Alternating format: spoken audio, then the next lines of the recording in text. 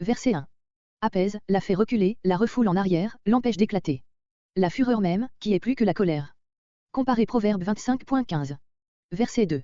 Montre une science solide, véritable et prouve que les sages possèdent la vraie sagesse. Ne profère que folie, littéralement, dégorge folie, la produit à gros bouillon. Verset 3. Cette maxime n'exprime qu'une pensée unique. Le second membre ne fait que développer le premier. Comparez 2 Chroniques 16.9, Zacharie 4.10, Hébreux 4.13. Observant les méchants et les bons. De là pour les premiers, un sentiment de crainte et pour les seconds. De réconfort. Verset 4. Paisible. Voir sur ce terme Proverbe 14.30, note. Dans l'original ce mot est en tête, paisible, la langue a sur l'esprit du prochain des effets adoucissants, pacifiants, consolants. Elle évite de présenter sous une forme blessante et rude ce qu'elle peut avoir à dire pour redresser, avertir, enseigner les autres. Mais la langue perverse blesse l'esprit, littéralement, mais perversité en elle, dans la langue, et blessure dans l'esprit. Plusieurs traduisent, la perversité de la langue est comme un brisement fait par le vent, c'est-à-dire, cause aux hommes une désolation que nul orage ne peut égaler. Verset 5. Devient avisé, est avisé et le devient plus encore. Verset 6. Abondance, littéralement, trésor, magasin. Aussi, comme le mot rendu par, dans la maison, peut se rendre également par, la maison, plusieurs traduisent, la maison du juste est un vaste trésor. Mais le parallélisme, dans les profits, recommande notre traduction. Le sens est le même. Les biens du juste, honorablement acquis, constituent une propriété qui lui est moralement assurée. Dans les revenus du méchant, qui s'est enrichi par des moyens déshonnêtes, il y a un germe de ruine. Verset 7. Ces mots sont d'une interprétation peu sûre. Quelques-uns traduisent, mais il n'en est pas ainsi du cœur des insensés, ils ne répandent pas la science. Ce sens est bien peu frappant, l'antithèse est par trop simple. Nous préférons prendre le mot ken comme un adjectif, droit, vrai, solide. Voir déjà Proverbe 11.19. Les insensés ne peuvent absolument pas avoir autour de la bonne influence qu'exercent les sages, il leur manque pour cela solidité, droiture, ils ne sont eux-mêmes pas au clair. Verset 8. Ce n'est pas sans raison qu'il est parlé du sacrifice des méchants et de la prière des hommes droits. La prière est l'expression libre et spontanée d'un besoin personnel. On peut aussi en abuser, Proverbe 28.9. Cependant le sacrifice, déterminé par un rituel fixe, devient plus facilement encore une forme vaine. Nous voyons ici que la sagesse israélite, comme la poésie lyrique et les discours des prophètes, attache moins de valeur aux actes extérieurs du culte qu'aux sentiments personnels qui doivent les inspirer. Verset 9. Comparez pour la forme Proverbe 11.20 et Proverbe 12.22. Verset 10. Une dure leçon. La seconde partie du verset fait deviner que cette leçon est la mort, considérée comme une démonstration de la colère divine s'abattant sur le pécheur. Verset 11. Sépulcre, abîme. Ces deux expressions, ainsi juxtaposées, désignent, la première, le lieu où descendent les morts en général, la seconde, la partie la plus profonde de ce lieu. S'il y avait, dans tout le domaine des choses créées, une région éloignée de Dieu et étrangère à son action, ce serait celle-là. Et pourtant Dieu y est, Psaume 139.8, Job 26.6, il sait ce qui se passe dans le lieu du silence. À combien plus forte raison lit-il dans les cœurs des vivants, qui trahissent toujours leurs sentiments les plus secrets par des paroles ou des actions. D'ailleurs, Dieu est esprit, à quel titre le monde de l'esprit lui serait-il étranger, Jérémie 17.9-10. Verset 12. Le moqueur évite la société de ceux dont la vie est pour lui un reproche vivant et qui pourrait être tenté de le reprendre. Et cependant c'est là que serait pour lui le salut, Proverbe 13.20. Verset 13. L'esprit, le principe de vie dans l'homme, la force intérieure, le courage. Est abattu, dépression générale. Ailleurs l'Ancien Testament dira qu'un cœur brisé et un esprit abattu sont nécessaires pour revoir la grâce, Psaume 51.19, Ecclésiaste 7.3, affirme que le cœur peut être content malgré la tristesse de la figure, ce qui est proclamé ici, c'est que le cœur est comme le ressort de tout l'organisme humain, physique et spirituel. Verset 14.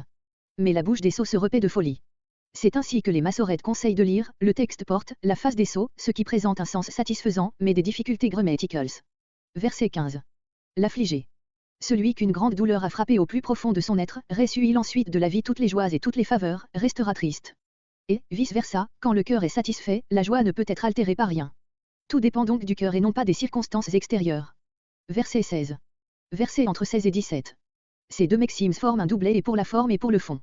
Trouble. Voir Psaume 39.7, Luc 8.11 et 1 Timothée 6.6. Verset 17. Avec l'amour, littéralement, et amour là, avec l'amour pour autre, Roïs. Verset 18. La première ligne se retrouve, avec de légères variantes, Proverbe 28.25 et Proverbe 29.22. Verset 19. Le paresseux découvre partout, pour s'excuser de son inaction, des difficultés imaginaires, sa route lui apparaît fermée par des épines. Les hommes droits trouvent devant eux une route facile à parcourir, parce qu'ils savent que Dieu est avec eux. Il y a entre paresseux et homme droit une antithèse aisée à saisir, le paresseux n'est pas un homme droit, puisqu'il trouve toutes sortes de faux fuyants pour se dispenser de ses devoirs. Verset 20. Répétition littérale de Proverbe 10.4. La sagesse israélite tient à mettre le respect dû aux parents dans une relation étroite avec la possession de la sagesse. Verset 21. Loin d'aller droit à son chemin, l'insensé fait bien des contours inutiles. Néanmoins la folie fait sa joie, Proverbe 10.23, parce que par elle il arrive à fermer les yeux sur son devoir. Verset 22. Il est déraisonnable de n'accepter les conseils, de ne prendre les avis et de ne se soumettre à la critique de personne, Proverbe 11.14. Verset 23. Dans la réponse, décisive, concluante et qui ferme la bouche de l'adversaire, Job 32.3, Job.32.5. Il y a là de la joie, car c'est un don du Dieu seul sage. Dit à propos. Ici l'accent n'est plus sur la qualité de la réplique, mais sur son opportunité, Proverbe 25.11. Verset 24. Même en haut. L'Ancien Testament n'indique nulle part le ciel comme la demeure future des justes, mais il renferme des traits qui font pressentir une distinction entre le séjour des bons et celui qui est réservé aux méchants, enlèvement vers le ciel d'Élie, d'Énoch. Voir Proverbe 14.32, note. Verset 25. En Israël les lois agraires protégeaient efficacement la propriété foncière et punissaient sévèrement ceux qui déplaçaient les bornes, Deutéronome 19.14, Deutéronome 27.17. L'Éternel était en outre le protecteur attitré des veuves et des orphelins, Exode 22.22. C'est dans ce rôle qu'il apparaît ici, garantissant à la veuve l'intégrité du domaine patrimonial contre les entreprises d'un voisin sans scrupules. Verset 26. Les paroles bienveillantes, à l'égard du prochain. Voir Proverbe 16.21. Verset 27. Trouble sa maison. Comparez Proverbe 11.29.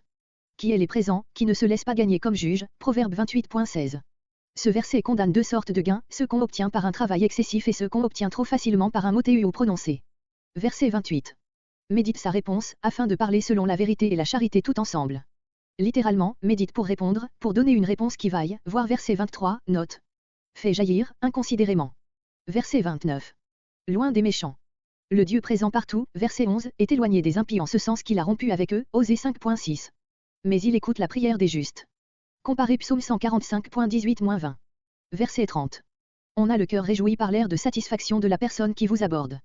Avant même qu'elle ait ouvert la bouche, ses yeux brillants disent qu'elle est messagère de bonnes nouvelles. Donne de la moelle aux os, littéralement, engraisse les os, Proverbe 11.25, Proverbe 13.4, rempli d'un bien-être intime.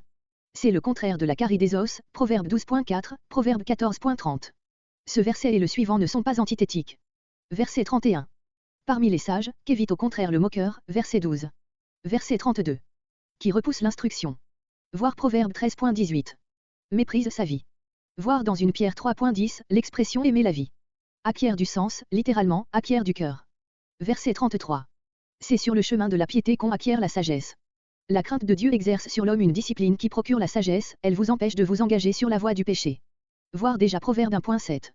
Et devant la gloire. D'abord l'humilité, ensuite seulement la gloire. Quiconque prétend à la gloire de la sagesse, doit commencer par s'humilier sous la discipline des maîtres, Calmet.